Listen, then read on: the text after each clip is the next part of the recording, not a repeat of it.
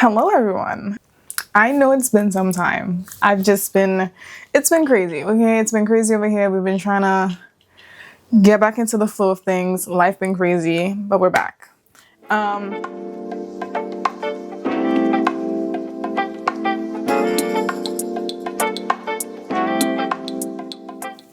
Hi, my name is Naomi and welcome back to my channel. Today we are talking about how I started modeling. I started modeling in Trinidad, right? I started in 2015. That was 10 years ago? Oh my god. Wow. Time flies. But yes, that was 10 years ago. I started in 2015. So at this point, I'm 15. I'm still in school. And everyone, at that point, I was like one of the tallest girls in my class. Me and another girl, we were like the tallest girls in my class. And people were like, oh, you should model, you're so tall. I was not paying these people any mind. I was not listening. I'm like, I don't know what you're talking about. I'm flying over my head. And it was like coming up to like summer vacation. And I decided, okay, let's give this modeling thing a try. Because I had no intentions of actually like pursuing it. I was like, let's just try. Because if you don't try, you're gonna regret it. So I decided to try. I went on Facebook, as we did. Went on Facebook and I put in modeling workshop Trinidad. And what came up was Cocoa Velvet International Workshop. And it was happening that summer. So I'm like, okay, cool. We're gonna do this workshop. Asked the parents' permission. They were like, okay, yes, you can do it. I said, yay. I did not know what I was getting myself into because I was really shy in secondary school. I was really shy growing up. I did not know how to talk to people. I didn't like crowds. I didn't like being the center of attention. I used to just keep my head down and do my work. I'm not here, right? So we go do this workshop, yeah? We go do this workshop. First day, my mom stays with me. And when I tell you it was nerve-wracking, I had social anxiety, so I didn't even know how to talk to people. And I felt so nervous that first day. I didn't know what was going on. I didn't know how to feel. I didn't know what to think. I didn't know what to do. I'm gonna tell you, nerve-wracking. I didn't think it through, right? I didn't think, oh, let me try modeling. I didn't think it through. Be like, you are going to have to walk in front of people. You are going to have to speak in front of people. And you are going to have to push yourself outside of your comfort zone. None of that registered to me until I started the workshop. Going through this training in this workshop, yeah. And I'm just trying to get through each day because I agreed to do this, right? I put myself in this mess. I said, you are going to go through with this, whether you like it or not, right? Because you're not a quitter. We are not quitters over here, right? And every day it was a struggle. And anybody who has been shy before, right? They understand the anxiety it is to be the center of attention, the anxiety to talk to people, the anxiety that comes with like having to put yourself out of your comfort zone. Y'all will understand this, right? Yeah, we go through these weeks and there is a competition at the end and they call it top model, right? And I was honestly just trying to get through the workshop, right? I was not trying to win. I wasn't trying to beat nobody. I was just trying to get through the workshop and be over with it. Because I had no intentions of becoming a model. I just wanted to give it a try. But God's plan goes above everybody else's plan, right? He already had a plan for my life and he did not deter me from it. And throughout the process of it, I'm learning myself. I'm learning how to interact with people, how to talk to people. I'm learning how to do photo shoots. I'm learning how to walk and all the bits and the ins and outs of the fashion industry in the Caribbean, right? Because obviously the fashion industry in the Caribbean is a lot different than the fashion industry away. I found some of my old pictures. When I used to model, right? This is a picture, right? Look at that baby face.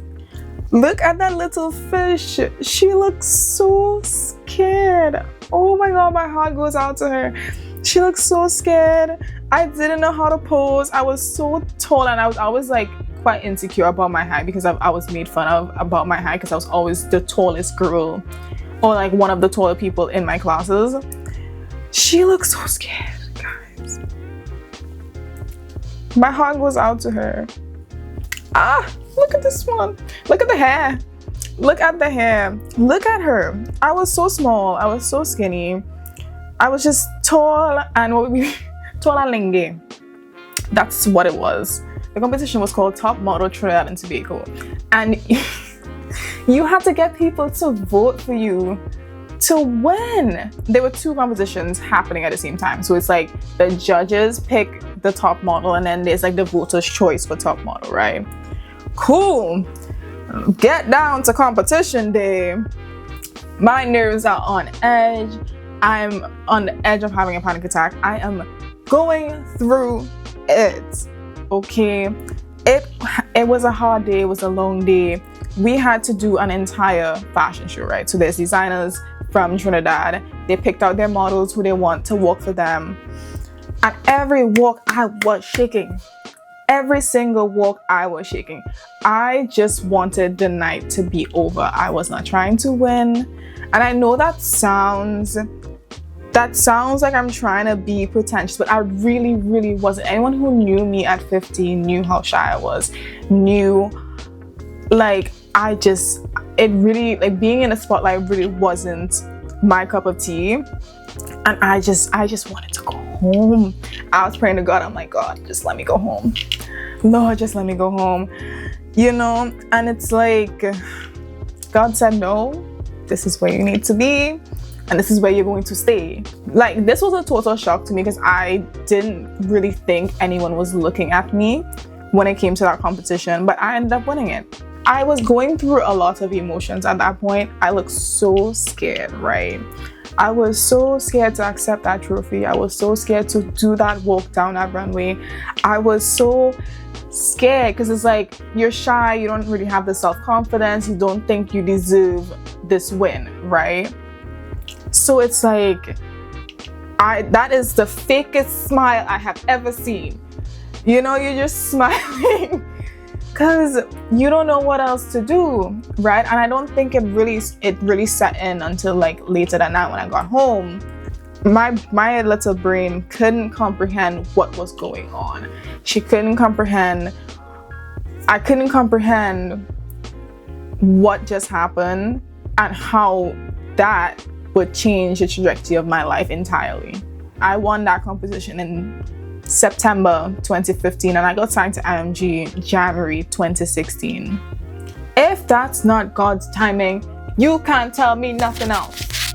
If that ain't divine intervention, if that's not God's timing, what is it then? Somebody tell me. You can't. Can you? Huh?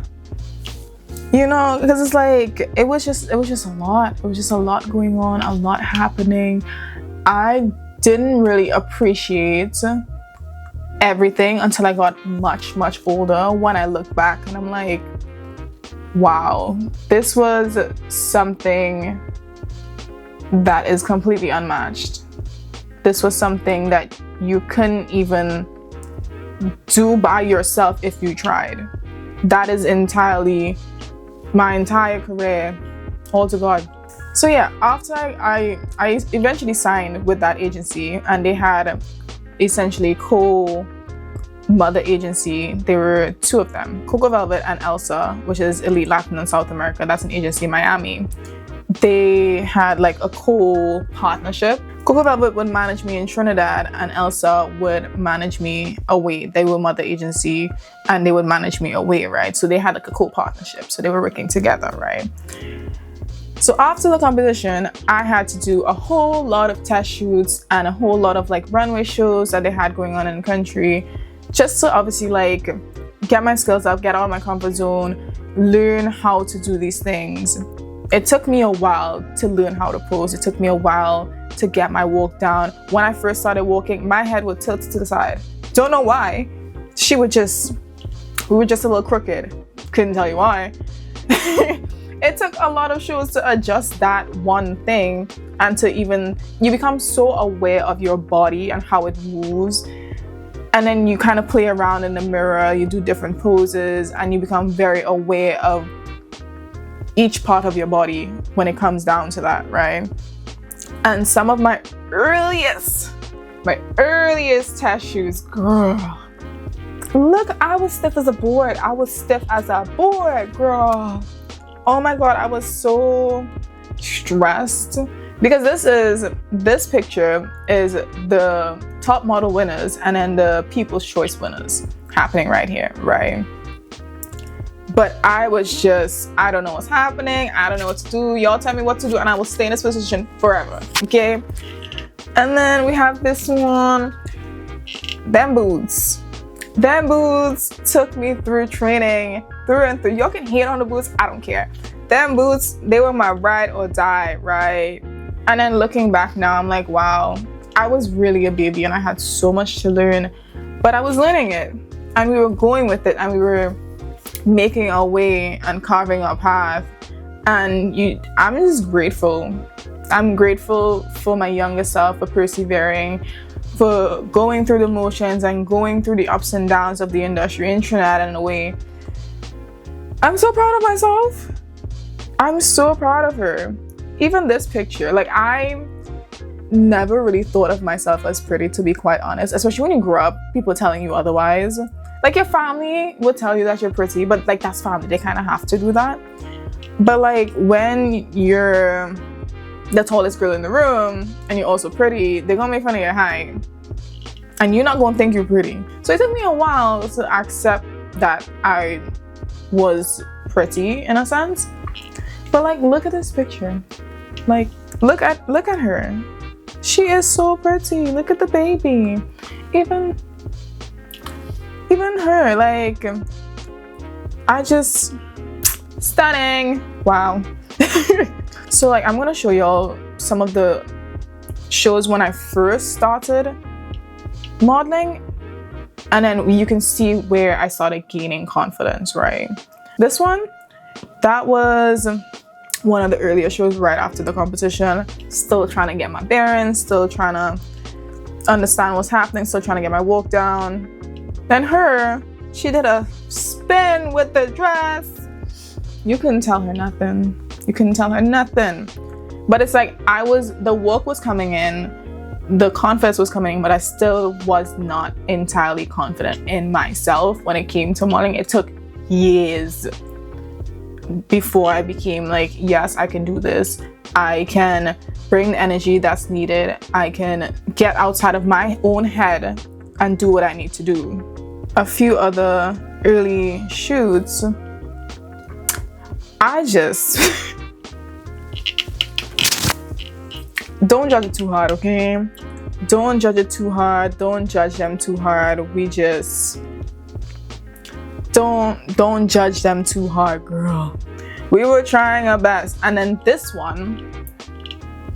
was my first styled out, like, proper editorial shoot in Trinidad. My mom was on set, so you know, she was monitoring everything. My mom was very close by when it came to this whole modeling thing. My mom was very close and she monitored everything really closely.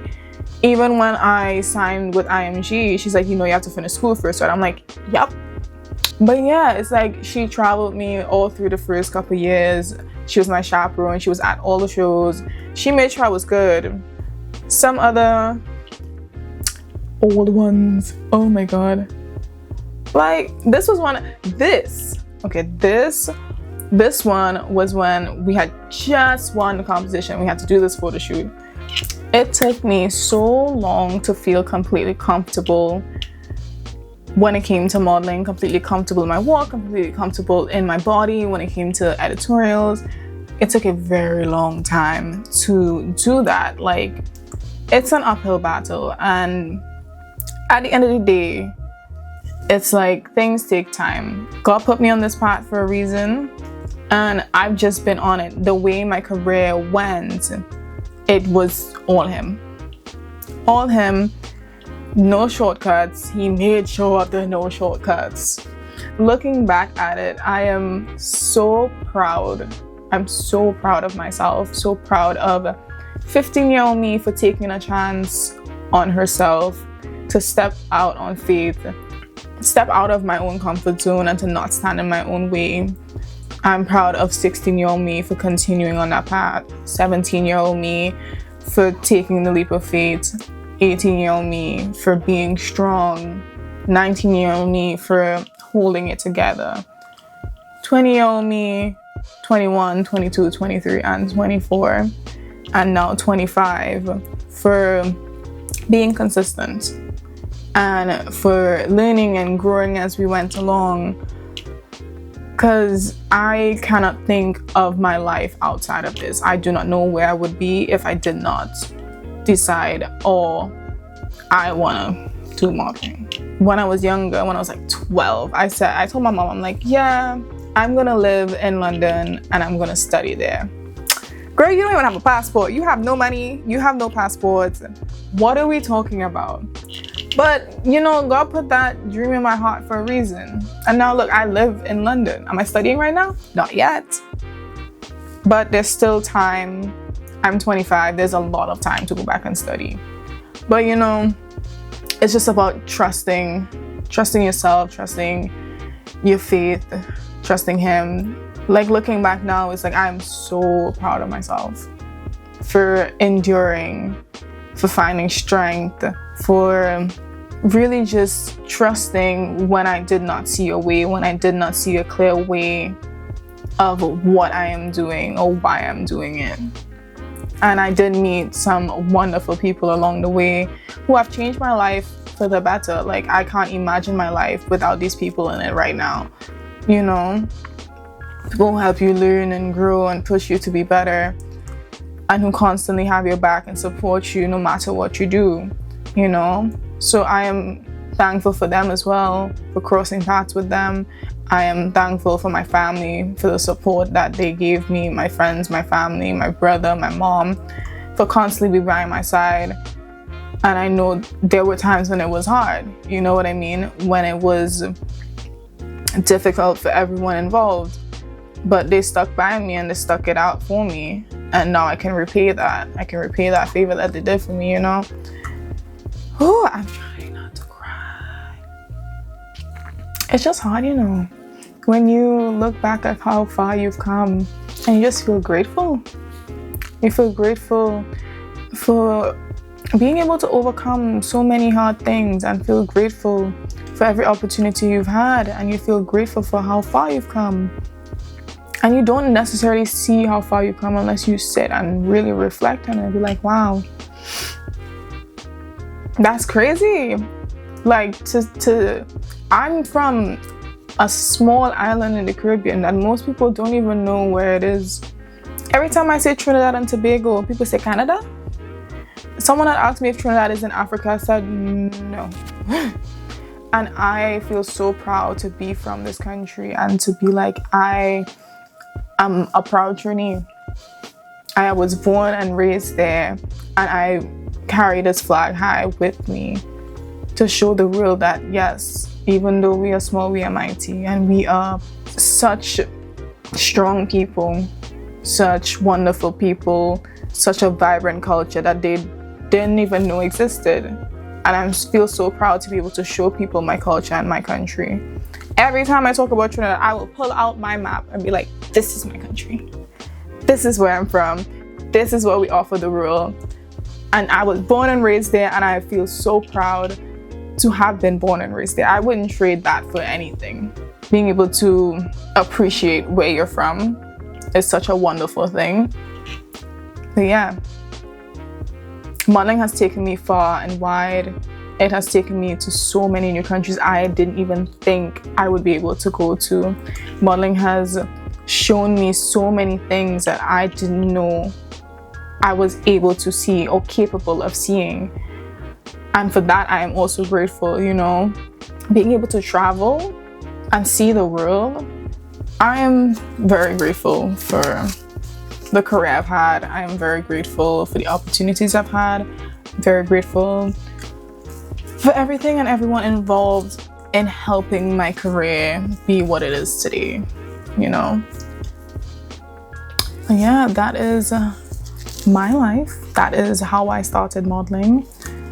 Thank you for watching. Please like and subscribe, and I will be back with a lot more story times about the adventures that is my modeling career.